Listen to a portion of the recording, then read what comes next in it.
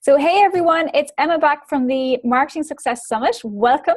And again today I have another sterling guest talking to us about content marketing. So I'd like to welcome Jill Holtz, all the way from Scotland, although living in Ireland in Galway. So welcome Jill. Thank you so much for joining us and for giving of your time.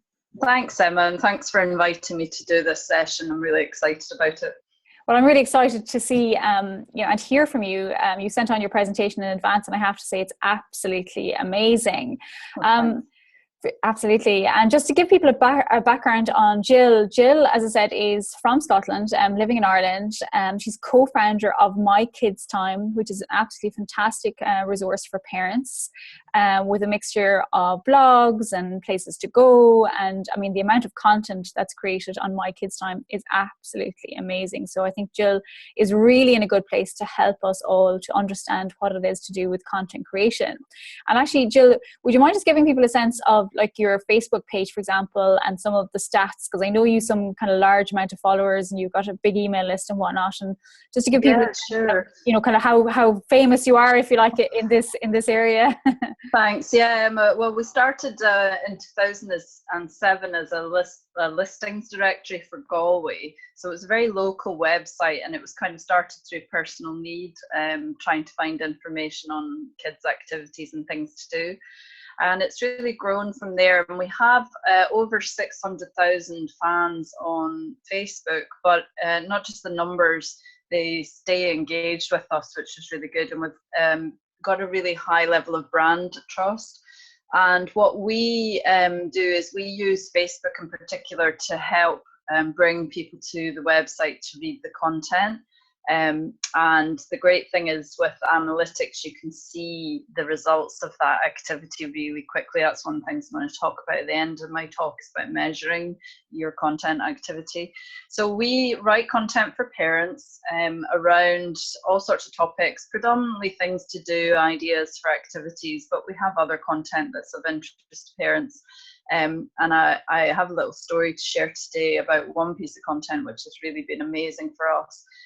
We have a strong mailing list as well, and it's just really been a learning for us as we went along to how do we use content, what works, what works for a vertical, and then how can we get it to deliver results for our business? Because at the end of the day, nobody's here doing charities. We want to get results for our business. So it's really how do you use the content to do that. Yeah, absolutely. I mean, I think that just gives people a sense of like how well you guys have been doing.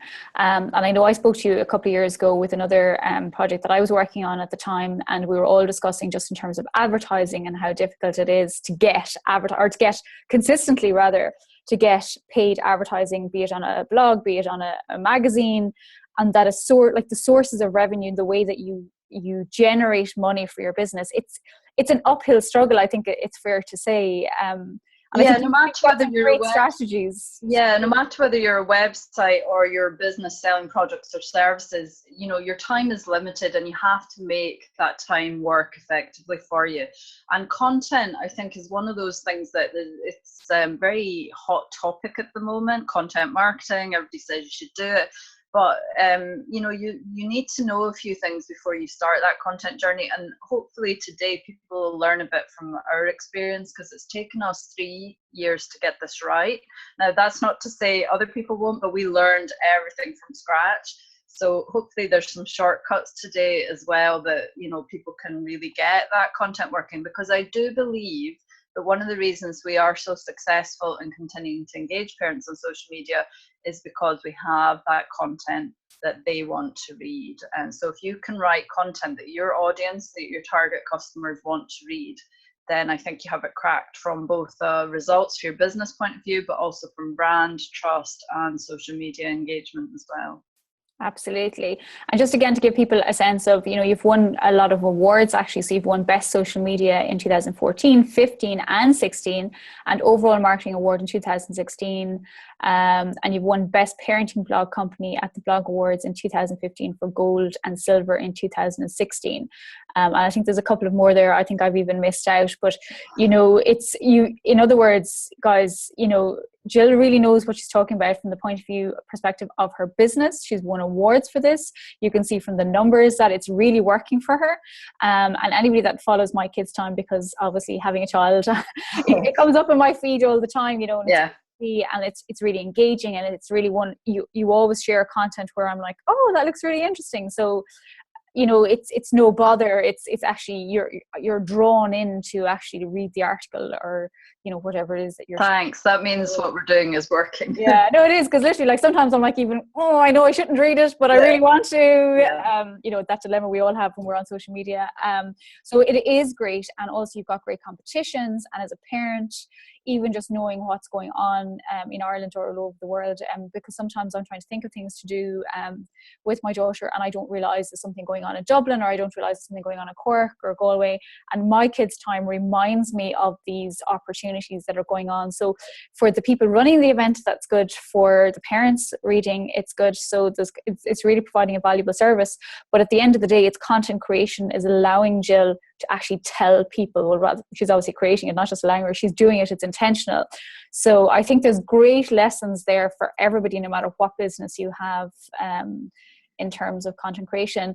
And just, Jill, just quickly, and we'll maybe just tell people a bit more about this at the end, because I know you've recently launched kind of a newer business, if you like, in that because of your vast experience, you are gone kind of more into the B2B marketplace where you're advising other businesses on this. Isn't that right? Yeah, that's right. And that's really a kind of a natural progression for us. We spent a lot of time over the last few years working with businesses who want to advertise to parents. But what we realized, particularly for small businesses, again, you know, you could be really good at running your service. Maybe you're a hairdresser or a beauty practitioner, or you're a photographer, whatever, or else you produce products that you want to sell to parents. But often it's really difficult to find where to learn the digital marketing skills. And the thing is, there's loads of digital marketing kind of gurus nowadays, but not everybody is targeting parents. So what we've done is we've created a new business blog called digitalforsales with a number 4.com, and that's all about helping businesses to get those skills. How do you manage your social media? How do you write content? We've got a whole load of courses. We've got a new course coming shortly, which is how to make Twitter work for you as well. Because again, social media channels can be very overwhelming for small businesses. So yeah, I'm really excited. We've just launched this, so this is a great opportunity. But really, what it's about at the end of the day is using your time wisely as a business owner to get the results that you really need. And when you're doing everything as a small business owner, I know I've been there, and we're still a small business. So you're trying to do your finances, do your marketing, do your sales, etc. It can be really overwhelming. So just anything that helps you on that journey, I think is good. Absolutely. And that's a terrific resource for people to have, to be able to go to Jill, because you can see you have the vast experience, and well positioned to advise businesses how to target parents. But equally, I think in general, I mean, there's huge lessons and parallels into any business. So digitalforsales.com, we'll mention it again at the end, but just to highlight again, and I think there's an important point there for people as well, is where you can start with one business and you can pivot or change or transition into something that's kind of the same with what you're doing, but it's kind of like an extension of what you're already doing, and it can bring in extra revenue. So I think that's an important point for people as well. So I'll stop talking now and I'll hand it over to Jill, and she's got an amazing presentation to go through. And at the end, then what we'll do is we'll just kind of quickly kind of wrap up for people and kind of do a little summary and a bit of chat about it. So I'll hand over to Jill, and she can help share her tips on content creation. Thanks, Emma. Thank you. So I'm just going to share my screen here. So just give me a second here to get running. And my here we go. So hopefully you're seeing the slides now, yes. Which I've got. They're great. So one of the things I've learned actually as I've gone along on this journey is how not to present too many bullet points. So hopefully today I'm just going to talk around these slides, but it's really all about how to use content to drive results for your business. And you can see there we have our two brands there, My Kids Time and Digital for Sales. And I've got some contact details at the end, so if you want to link in with me or tweet me as well, feel free. I'd love to hear from you. So really today I'm talking about how to use content to drive results for your business. I want to tell you a little story about this very successful piece of content. It's really been amazing for us to watch how this content has done so well, but there's some reasons for that. So it's good to unpick that a little bit and understand why the content piece has done so well. I also want to talk today about committing to content. It's really important that if you're going to do content that you commit to it really well, that you have a plan. So why do you need a content plan? Well, like everything, if you don't plan, it can end up being a big mess and overwhelming. So I'm going to talk about that. I think as well, with every piece of content you write, you need to think about what's the objective of that content. What are you trying to achieve for your business with it? So we'll touch a bit on that. And then I've got some tips to share on writing content and how to do that well. And again, hopefully these are shortcuts that will save you a lot of time and effort, and get to learn from our experience on My Kids' Time and Digital for Sales. And finally, I think it's always important, whatever marketing activity you do, you need to measure it. You need to know why, how's it doing? Is it delivering what we expected? And what's really interesting with content online now in particular is you can really measure effectively. You can look at things like the page views, but even on analytics, it tells you how much time people spent on a page. And if you can get over a few seconds of dwell time now with everybody's attention span, then that's a good thing, and it shows you that people are really reading your content as well. So there's lots of things in analytics. Now that's a whole other course that we could do, so I won't be covering that in detail, but just to mention the importance of measuring. So this story is about how one piece of content had over 600,000 views on My Kids' Time. Oops, I think I've gone too fast there. I'm just going to go back there. Yeah, so what happened is we posted a poem on our Facebook page. It was just a very kind of sentimental poem, and we literally copied and pasted it on onto our Facebook page. And what we noticed is it got a really strong reaction. So we thought, well, this is a nice piece of content. People like it. Sorry, my presentation keeps skipping here. And we created a blog post, and I want to just mention here that we have social share plugins. I'll talk about these a little later on. But they allow people to share that content really easily when they're reading it on your website. So that was an important piece of this. We shared the blog post back onto Facebook again, and what's happened is it's ended up having over 600,000 views and 80,000 social shares, and that was only in 2015. It's still going strong in 2016, so it's really an amazing story for us in terms of one piece of content. But I'm going to show you the content now. And why did this work so well? It was a very targeted piece of content. So we're in the parent space, the verticals, and you can see here that's called The Last Time. And it's all about the last time that you do things for your child. So the last time you bath them, the last time you hold your sleeping child, etc. So it's a very sentimental piece. But we also picked a really nice visual there. You can see it's kind of a bit retro. And again, that's tapping into nostalgia. People like things that are about when they were a child as well. So you can see, I think now as of today, it's 86,000 shares on social media. And you can see those are our social plugins there at the top of each blog post, which really helps facilitate the shares. So the vertical targeted content at the users that you know, and this kind of idea of sharing on social, watching what's happening, and then creating more content out of that. So I'll talk a little bit more about how that all worked, but I just wanted to share that story because I think it's not only an amazing story for us, but also shows what targeted content can do in social media for when it really resonates. So I mentioned this at the start. I think if you're going to do content, you absolutely have to commit to it properly. You have to plan for it properly, and you have to do it the best you possibly can. Okay, there's so much content now online. There's so many things that people can read. And what you don't want to happen is put out a piece of content that can potentially damage your brand either. What do I mean by that? It's kind of sloppily written, it doesn't look very good, it turns people off, it hasn't had any attention paid to. So if you're going to write content to do things that drive results for your business, the first thing is to really commit to doing that well. Okay, now luckily this isn't difficult if you take on board some of my tips, which I'll be covering. As long as you do those things well, then you can do a good job on content. And I just want to share this quote from Joe Pulizzi. He's the founder of the Content Marketing Institute. And he said basically that if you're better off doing no content than rubbish content. So I think that's the first thing, is being really committed to content and having a content plan, organizing your thoughts. Now, I'm not saying if you have a content plan that you need to write a new piece of content every day. And by content, generally speaking, I'm talking about blog, but it could cover things that you produce for sales material. It could cover things that you produce for social media as well. But generally, it doesn't matter whether you do something daily or every month. What you're doing is committing to doing it really well. And also don't forget that people like the personal, they like the stories. They don't want to read just vague kind of jargony stuff. They want to hear about the brand. They want your brand voice to come through as well. So that's all kind of important first step, is saying, right, I'm going to commit. If I'm going to do content for my business, then I want it to be the best that we can possibly make it.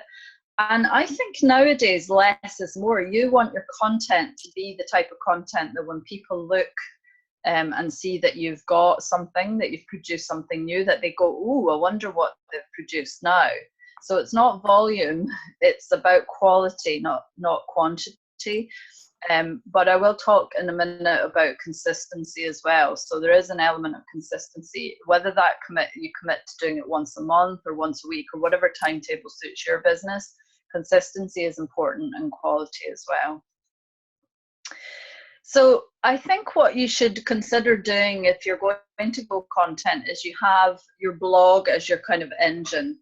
Sorry, my automation keeps running ahead of me here. But basically, you set up your blog, and that's where you house your content. Okay, and things to think about here are, first of all, SEO. So what are people actually searching around on that topic? And you've got tools like the Google Keyword Planner that you can go in. I'll show you a screenshot in a minute. Where you can kind of go and see what are the phrases that people are using when they're searching around a particular topic that you're thinking of writing about. So that's kind of one element of it. You've another element, which is, are you going to write your own content? Okay, so are you going to have that written in-house? Are you going to ask or pay somebody to write that for you? You've got crowdsourcing. What do I mean by that? If you have fans or followers, you could ask them to contribute to your content and turn that into a piece of content. Curating, so that's where you've seen other people's content and you think, well, that's fabulous, I'd like to share that, and that's perfectly acceptable within your content strategy to share other people's content. The most important thing is you're not taking it and saying it's your own. And then your customers, asking your customers what content they would like and what is going to be useful to them. And also customers ask questions. Those questions and answers that you provide to them can turn into content as well. So you've got your kind of blog in the middle as an engine, and what you're doing then is you're using your social media there. I'm just showing the My Kids Time ones and the Digital for Sales social media channels that we use. So for our B2C content, we push that out on Facebook, Instagram and Pinterest.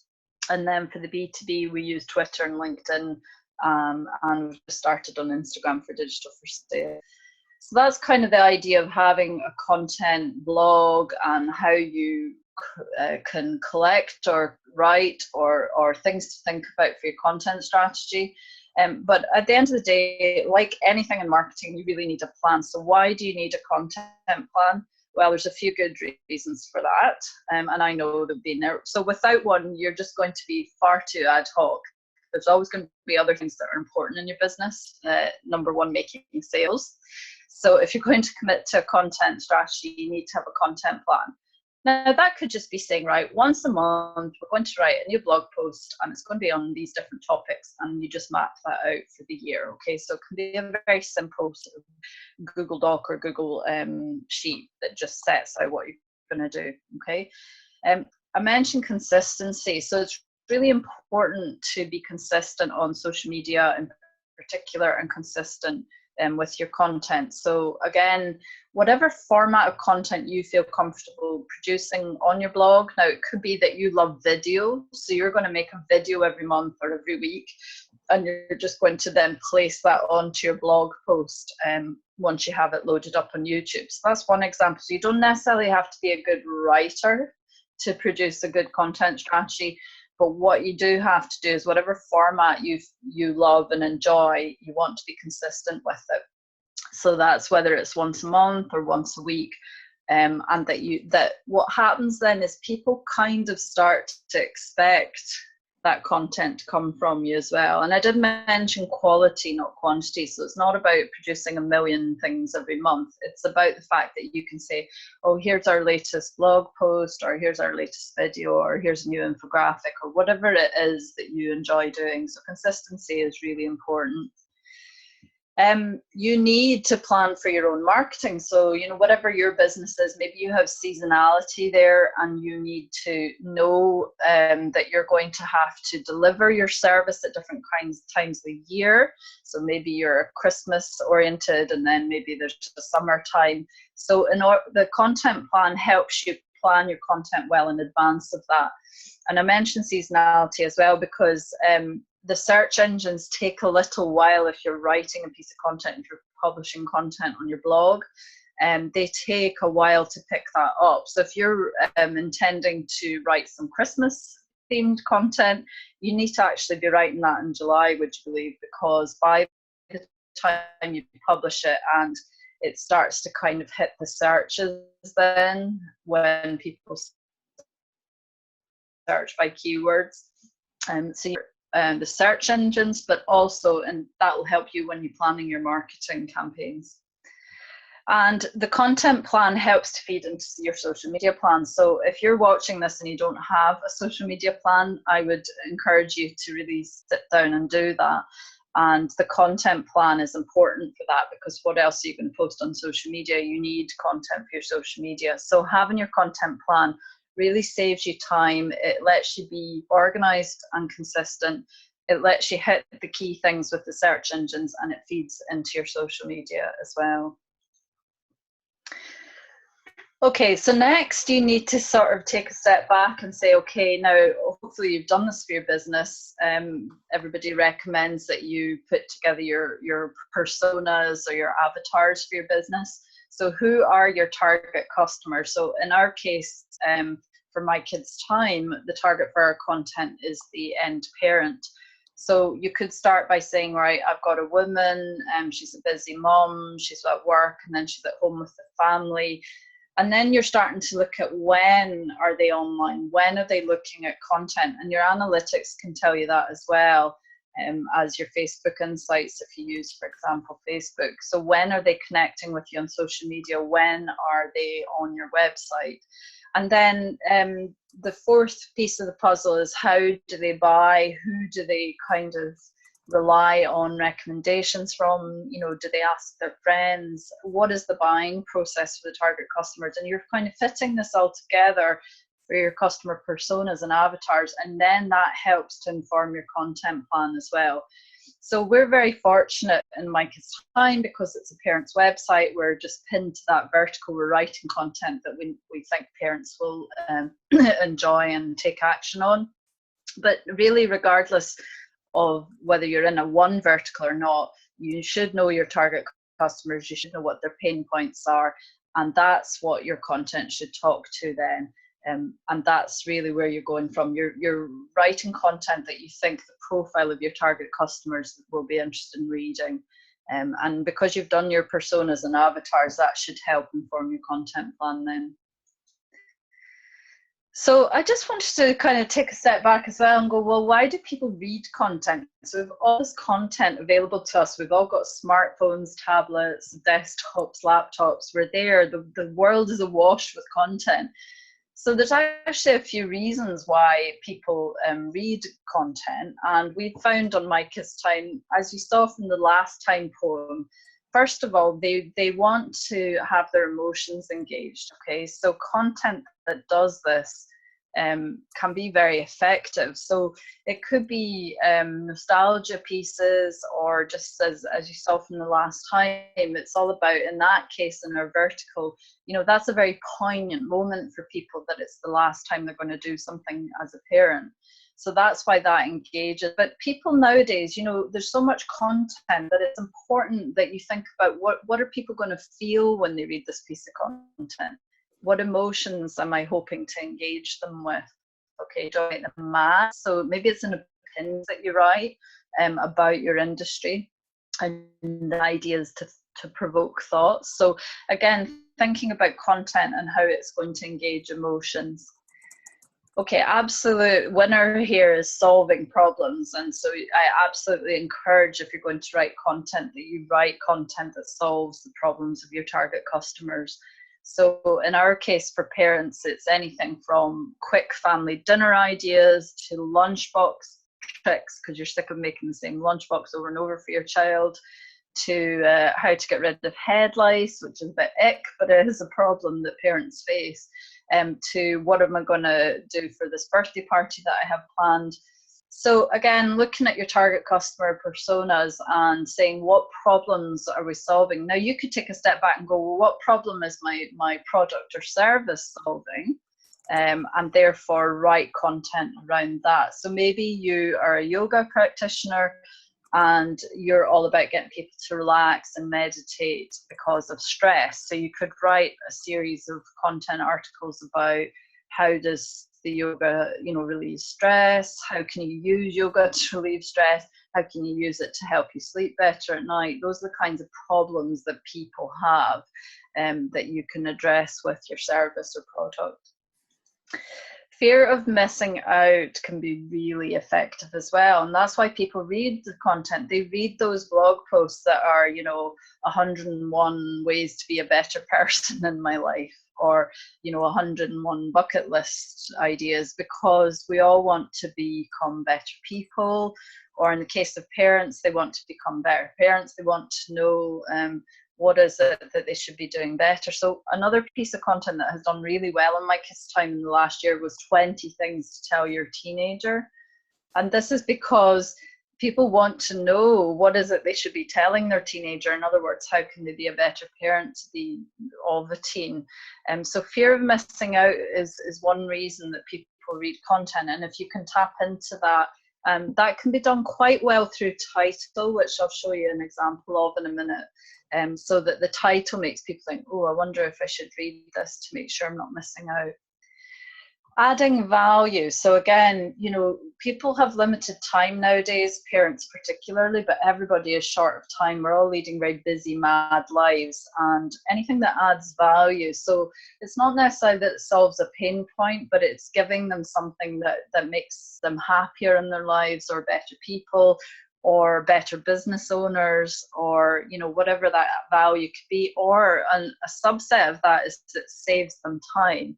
So again, you see what does really well on the internet and on social media are these tips and hacks and how-tos to do things, are because people want to save time, and that gives them value in their lives. And if you can add value to their life through reading a piece of content, that's a very powerful way of building brand trust with them as well.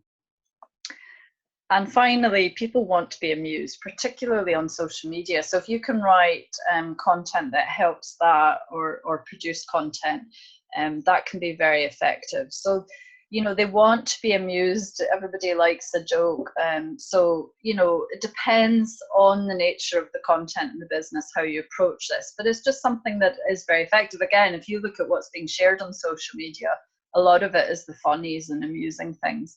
So maybe you can take some of those as ideas for kind of visuals for your blog post, so that if you're writing on a particular topic, that you create a funny thing to go with it as well. So those are just some examples. So that's why people read content predominantly. And I was actually thinking last night when I was preparing for this today, Emma, that basically learning, people might say, oh, what about learning? Well, that's adding value to their life, and probably solving a problem that they want to learn how to do something as well. So I mentioned this at the start. I think it's really important when you're writing content to always have in the back of your mind, what's the objective of the content. So what's the objective of your content plan overall is to build brand trust, show thought leadership. Maybe I'm going to talk about this in a sec. But basically for each piece of content as well, what would you like people to do once they've read that? And make sure you build that in then, okay? So you want to engage them with your brand, could be one objective. You want to demonstrate thought leadership, so it's important to show that you know what you're talking about. Again, that's a way of building trust for them to then buy off you, because they see that you've written about this and that you know what you're talking about. In our case, for My Kids Time, it's to drive traffic, because we can then monetize that on our blog. So traffic could be one objective. But most often, I would say the most common reason for writing content for your business is lead generation. So you want to make sure, if that's the objective of writing the content, is that you want to get inquiries or have some kind of sign up, that you build that into your content as you go as well. So it's keeping the objective of the content in the back of your mind as you write it. So what specific objective should this piece of content try to achieve? Because what you want is you want people to read the content and then to take action on it in some way that meets your business objectives.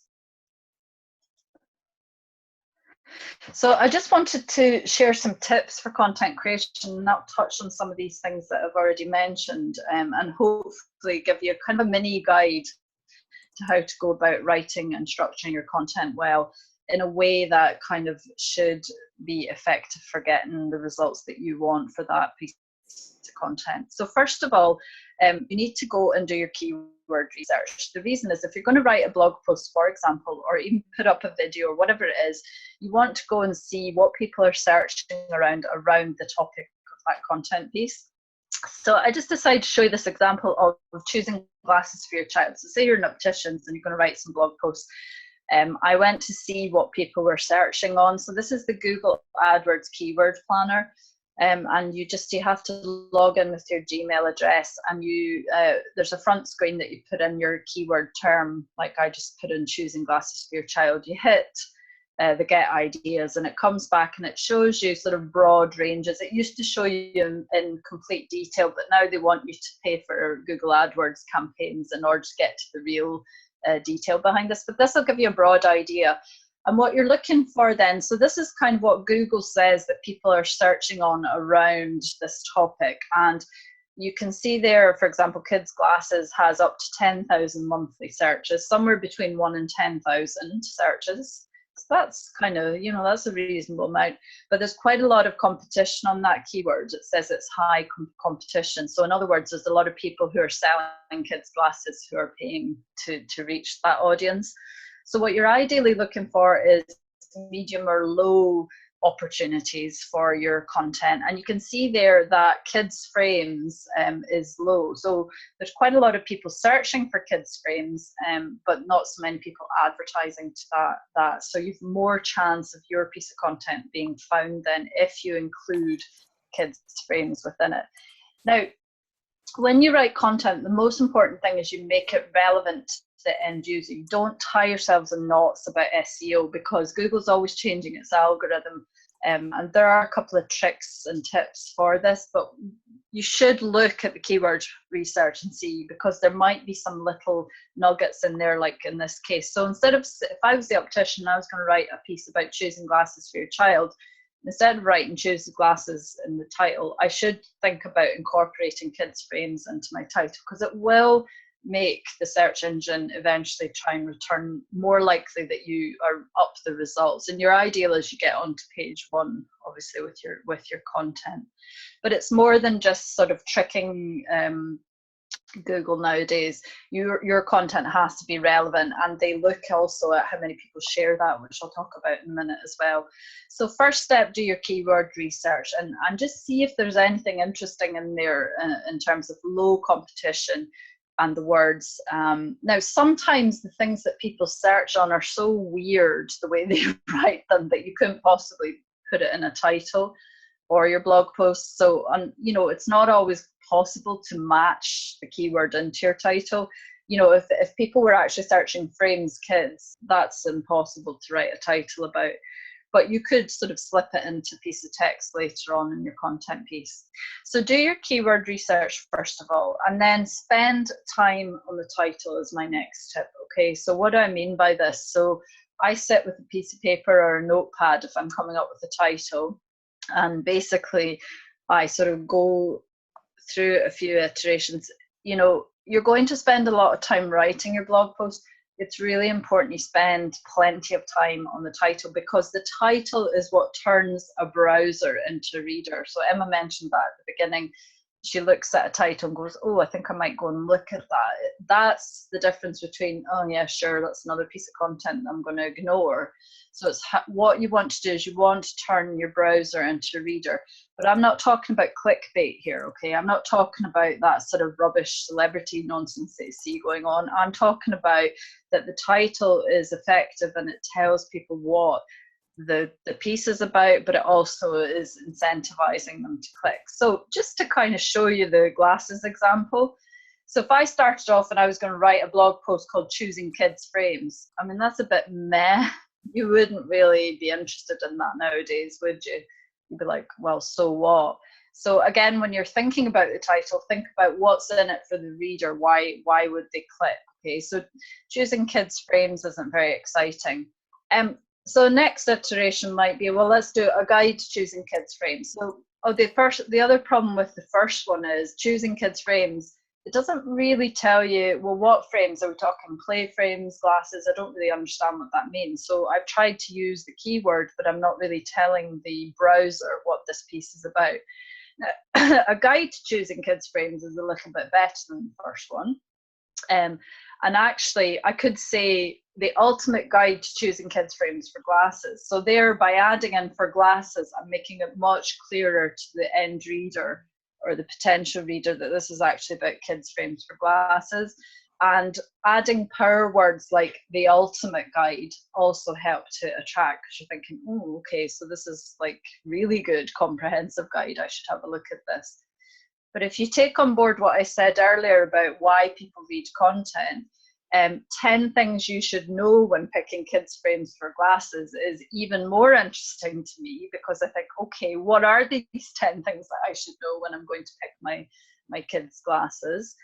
Or the opposite of that is 5 mistakes not to make. So again, what's this fear of missing out, or how should I be better? So 5 mistakes not to make when choosing kids frames for glasses. So I'm just saying you can kind of go through this iteration of starting with your base title topic and then sort of building on it, building on it, and building on. You might spend half an hour on this, but that would be time well spent, I can tell you. And there's a couple of tools that are out there that are really good for kind of generating titles and also checking if the title that you've generated is actually good and likely to be effective. So the first one is if you Google Tweak Your Biz title generator, so that's Tweak Your Biz title generator.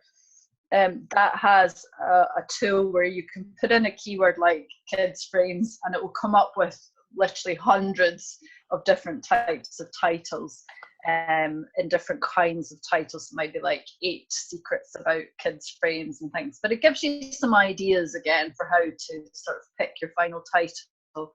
And the other tool I want to mention is Co-Schedule Headline Analyzer. So Co-Schedule Headline Analyzer, if you Google that, what you do is you put your title in and it basically gives you a score out of 100 for the title you've chosen, and it gives you some tips and advice on how to improve that title as well. So those are 2 tools that are worth spending time on to get the title as good as you can be. So that's what I meant by being committed to content, being as good as you can be, making the title as good as it can be to make it more likely for the person to come read this.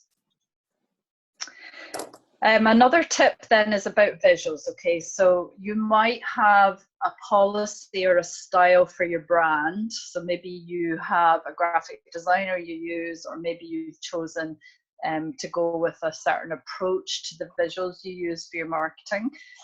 Maybe you do all your branding in-house, so you get your graphic designer to do it. Whatever it is, for every piece of content nowadays, you need to have a really strong visual that goes with that content. and that will deliver results. So the difference between, and we've seen this on My Kids Time, where we had an older piece of content we maybe wrote in about 2011, and we had kind of flung the content up, just grabbed a stock image, and off we go. And when we started working on this really specifically on our visual strategy, we looked at what content went with what image and what the lead image was going to be. And just by changing the image, we could increase the visits and the views on that piece of content by 10 times, okay? But that's natural, because a very appealing image, or an image that tells you straight away what that content is about, is of course going to be much more effective again in turning that browser into a reader. The other thing that's happened over the last few years with social media is it's become all about visuals, you know, and video, etc.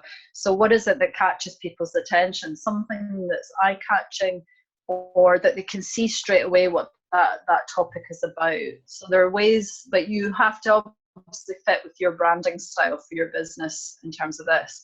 But I'm just going to show you a couple of examples. So I mentioned the 20 things to tell your teenager, and we found this really great stock image as it happened on a stock site, but it was just perfect because it's the dad and the teen daughter, and they're sort of smiling together, and it went really well with that blog post because people could look at the image and visualize themselves in that situation, and obviously because it was about telling your teen something and sort of bonding with them as well, that's why that did really well.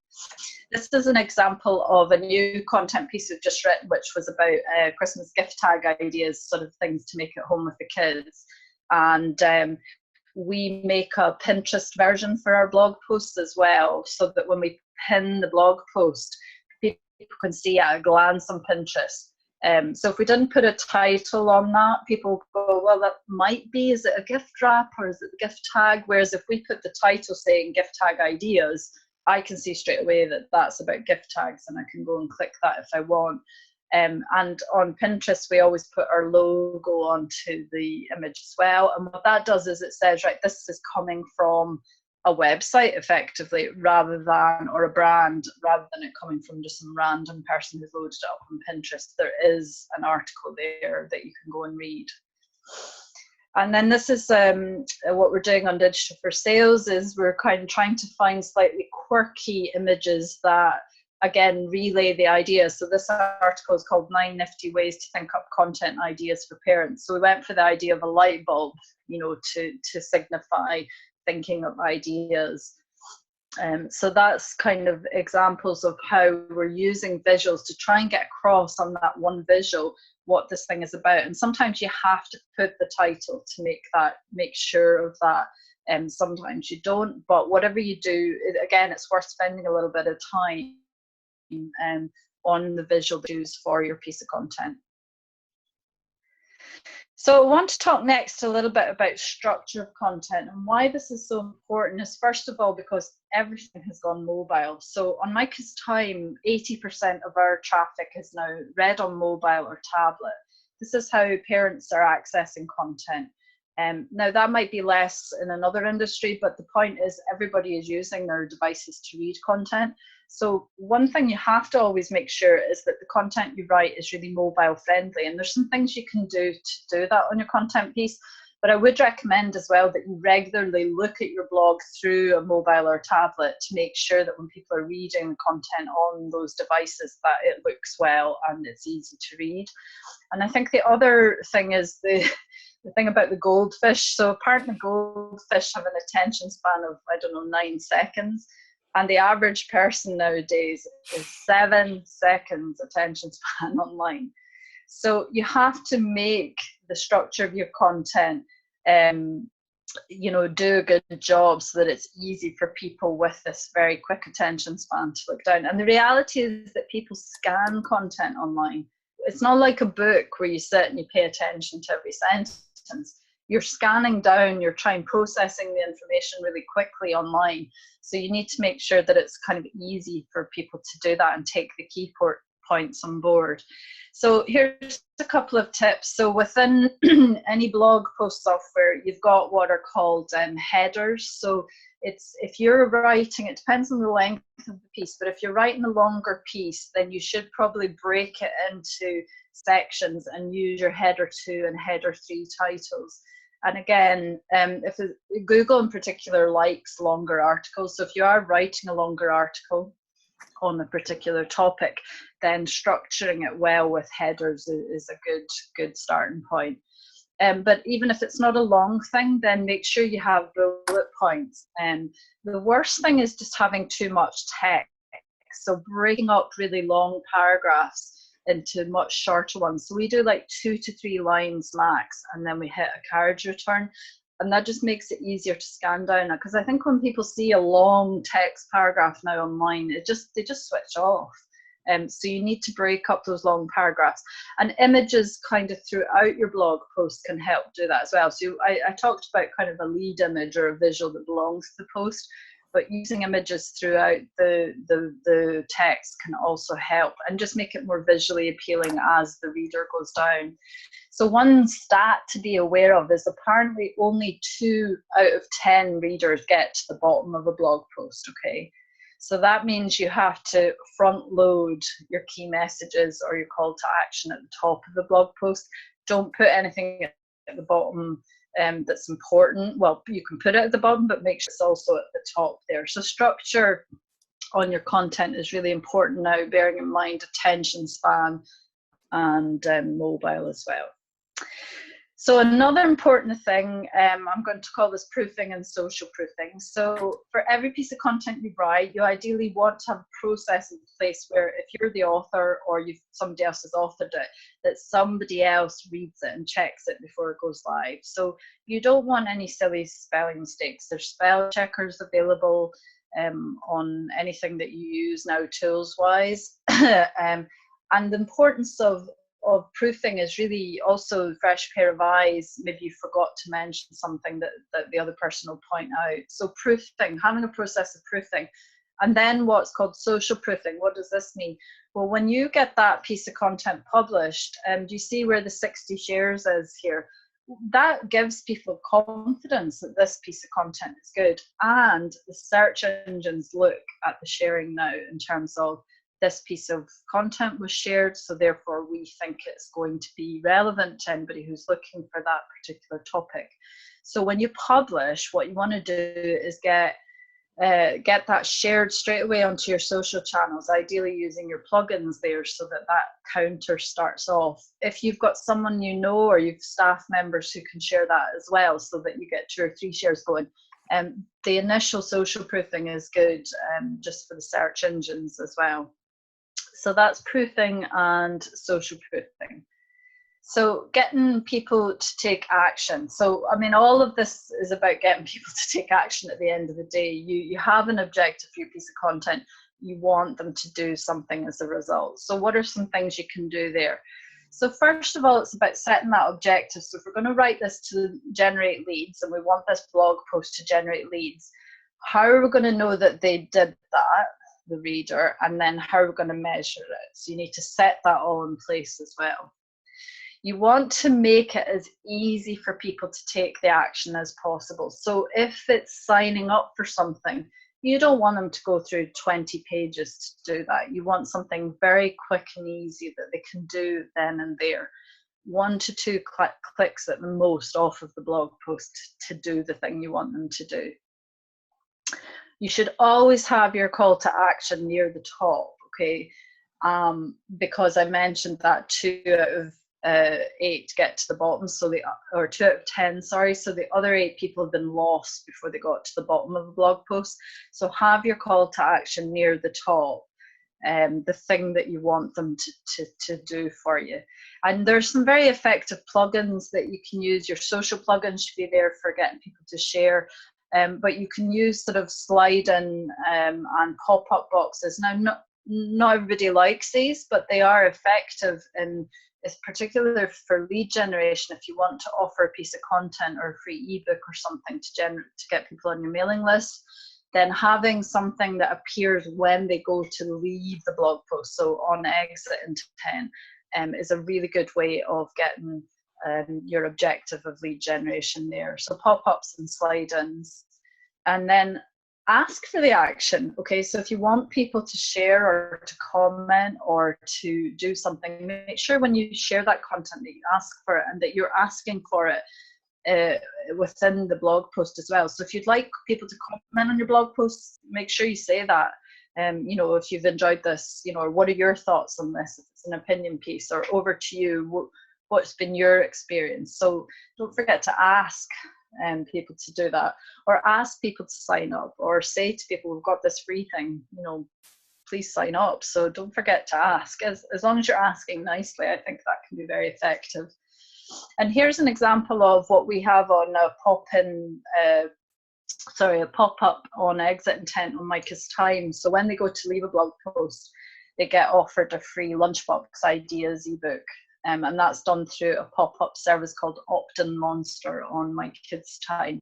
And that's got about a 2% conversion rate. So for all the people who are seeing that, 2% of them are taking the free ebook and joining our mailing list. So I think nowadays anything over 0.5% in marketing terms and conversion is considered good. So it does work for us, and it's giving something of value and saving them time. So again, it's a piece of content and it's very targeted there.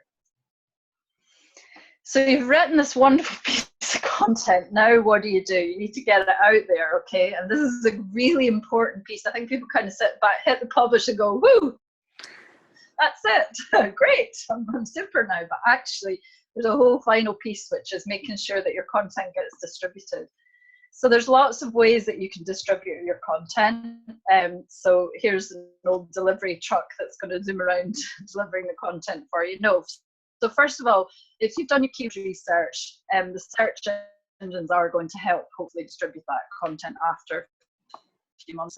So that's why it's so important to do your keyword research. There's no point in writing a piece of content if you don't at least try to do this for yourself, because it's free. If you can get Google or one of the other search engines to show it to somebody who's searching, then that's free marketing for your content. So SEO, definitely. Now you've your email list, and depending on how often you're emailing, it's really great to email them this content. So you've written this content that's useful or helpful or saving them time or solving a problem.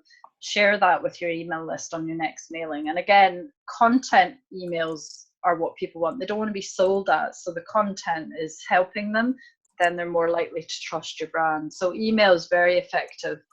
Absolutely social media. And social media is your best channel really for distributing your content. And it's going out to your fans and followers, but it's potentially bringing new people to you as well. So you want your social media distribution. You might consider paying for the distribution. So that could be through Facebook advertising or through Google ads as well. So paying can be effective. You might want your sales team to share that content. So when they're emailing prospective clients, have them share a piece of content that might be useful. So your sales team can be a really good distribution channel. You might use PR. So if you've written a piece of content that is worth writing a press release and sending it out to various sources, because that might be a piece of content that they carry on the media if they have space. So PR can be good. And don't forget about partners as well. So you can ask partners that you have to share content with their audience. Again, if it's relevant to their audience, chances are, or if it's relevant to your audience, the chances are it is to the partner's audience as well. So these are just some of the distribution methods. So it's about having a process in place. So we publish a piece of content. This is all part of the content process. Where does it go next, right? We can't really do anything about the SEO apart from put the keywords in and make sure it's well structured and mobile friendly, but we can certainly add it to our next mailing. We can make sure it goes on our social media. We can put up an ad if we're going to do that. Making sure your sales team and partners take that piece of content, give it to them to distribute, and send your press releases as well. So don't forget about distribution and all of this. And then just to kind of wrap up my tips, I mentioned measuring at the start. It's really important. Again, anything you do with your marketing activity is about measuring. that it's been effective. So there's a kind of a process here. So first of all is, what are your key performance indicators? So what are the things that you find are important to your business with regards to measuring? So for My Kids Time, we have 2 key performance indicators. Website traffic, so did they come and view the article, and then mailing list signups. Now this could be different for your business, but you have to sort of define those key performance indicators first of all. That's regardless of whatever piece of content you do. And then you might have a particular key performance indicator for the piece of content. So we're using this piece of content because we want to generate leads. So the KPI there is how many leads are we generating off this content. So how are we going to measure this? So if we're going to do lead generation from this piece of content, how do we know that they are a lead? So did we capture their email address somewhere? So that's the how to measure. Then you need to set up your measuring. So how are we going to know that that thing actually happened? So maybe you need to set a goal on your Google Analytics, or maybe it's just going in after the content, after 2 weeks, and saying, yep, we have these new leads on our MailChimp list because we linked our MailChimp to it. You need to test. So if I'm going to make the lead generation the objective on a piece of content, and I look at the piece of content, I try the sign up through the content, and I make sure that I got to the end result with the test. Because there's no point in you running it then and it doesn't work because you never tested it. Then obviously you want to report that back in some way. So how do I grab how many we got off that, for example? And then you're going to take some action depending on what you measured. So did this work to generate leads? Yes, it did. Great. We'll keep pushing it out on our social media. So that the take action could be, okay, this didn't work.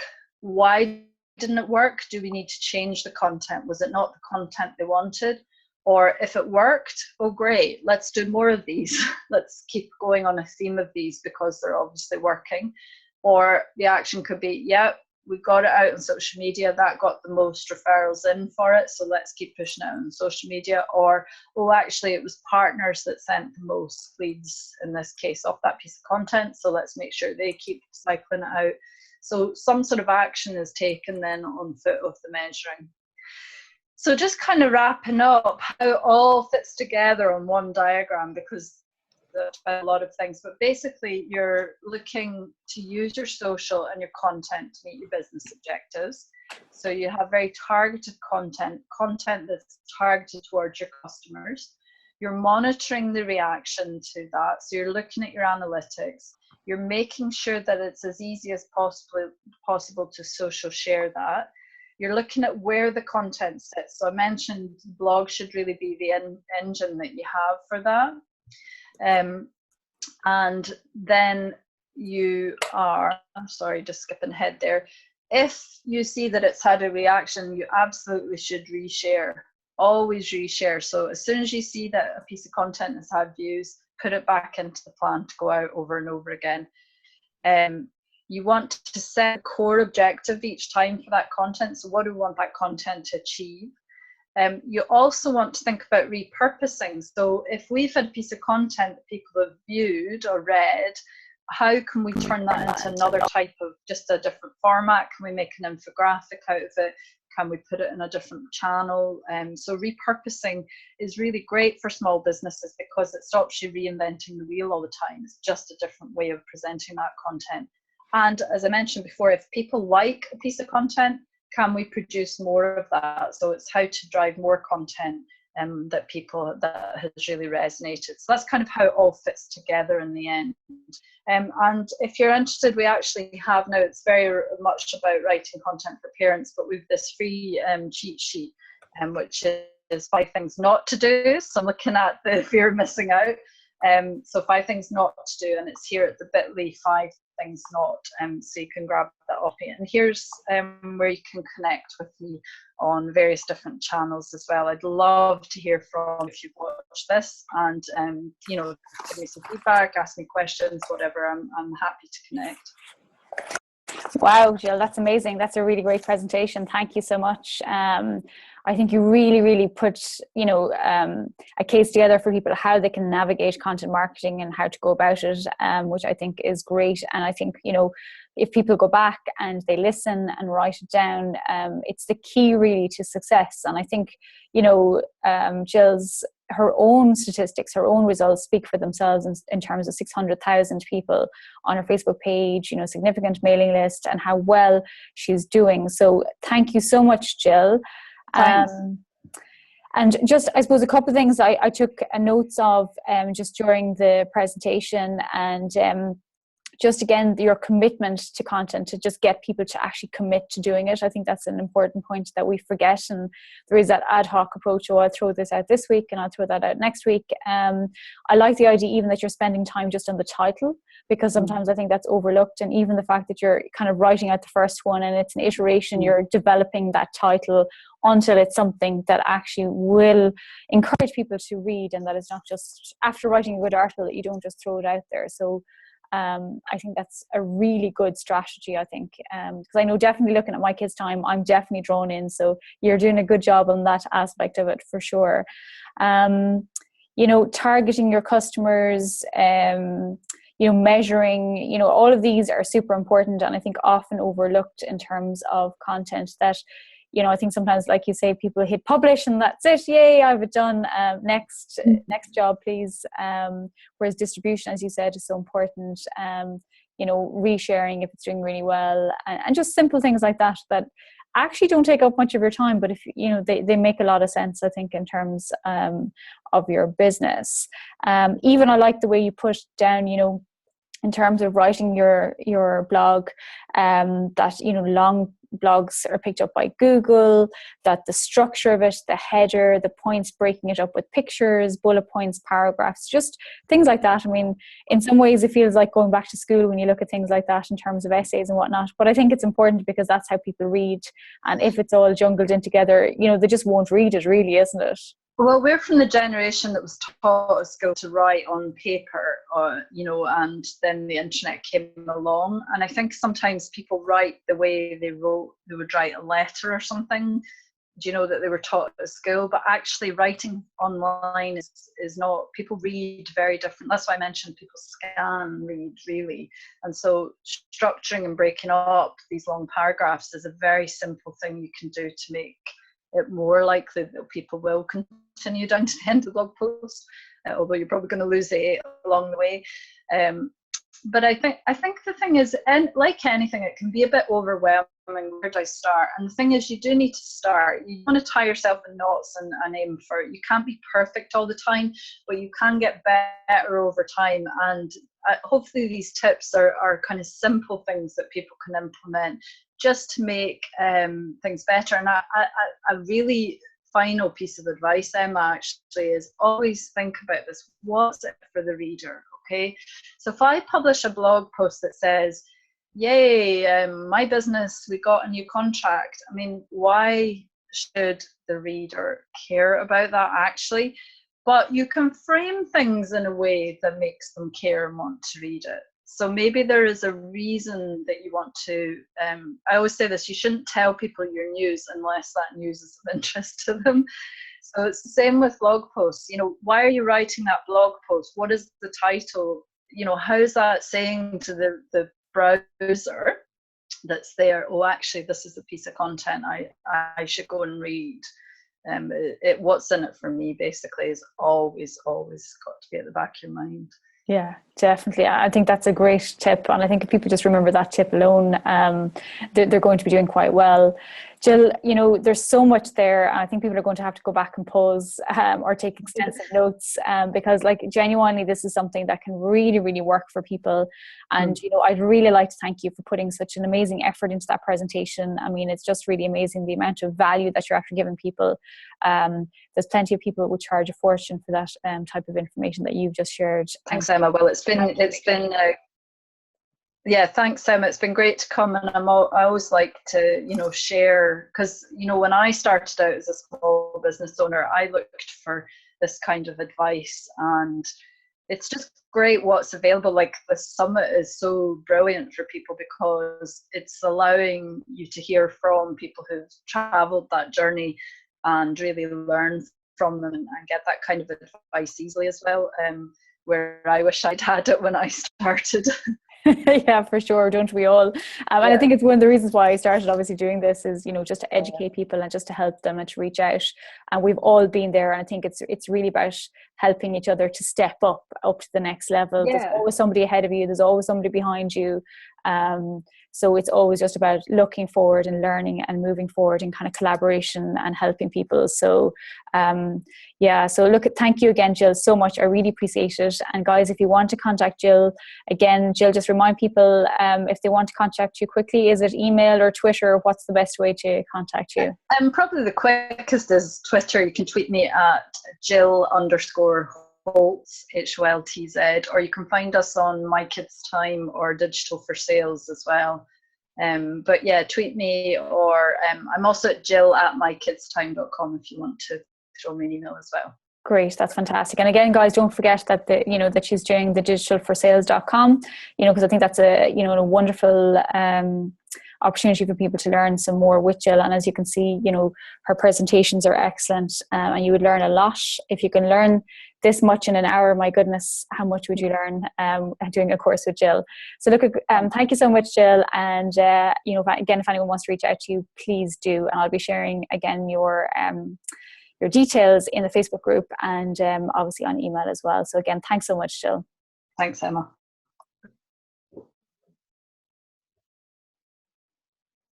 Okay, everything is